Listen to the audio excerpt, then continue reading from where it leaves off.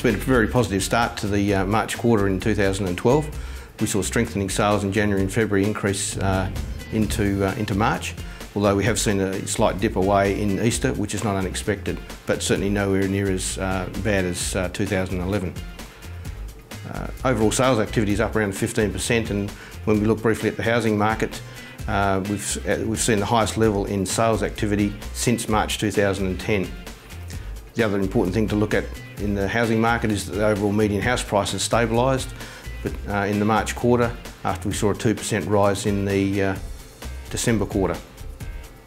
And much of that stabilisation of the median house price is because we're very much returning to a balanced market where the influence of first home buyers has reduced, and we're seeing more trade-up buyer activity. The multi-residential market is also a positive story with a 15% increase in activity, and again that's taken it back to levels we haven't seen for something like 2 years.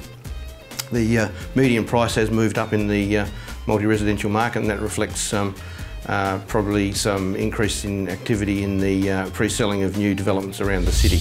The other real part of the market of concern is the rental market, and we've seen a strong decline in the vacancy rate, with the March quarter figure coming in at 1.9%.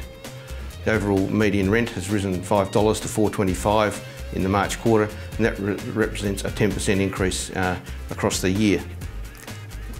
While we have seen that decline in the rental vacancy rate, what's important is that the 28% decline that we saw in properties for lease between January and February has actually stopped, and we've actually seen a 12% increase in properties available for the market in the month of March.